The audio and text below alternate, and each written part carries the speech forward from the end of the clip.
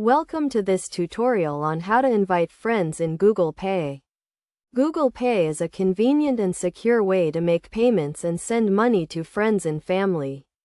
Inviting friends to use Google Pay can make it easier to split bills, send money, and make payments on the go. To invite friends in Google Pay, you need to have the Google Pay app installed on your device. If you don't have it, you can download it from the Google Play Store or the App Store. Once you have the app, open it and sign in with your Google account. The first step to invite friends is to navigate to the home screen of the Google Pay app.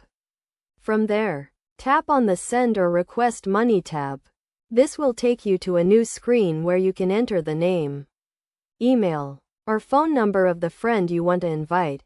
If your friend is already a Google Pay user, you can simply enter their email or phone number and they will receive a notification. If your friend is not a Google Pay user, you can invite them to join by entering their email or phone number.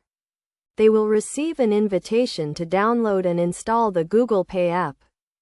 Another way to invite friends is by using the referral link. To get the referral link, go to the Settings menu in the Google Pay app and tap on Invite Friends.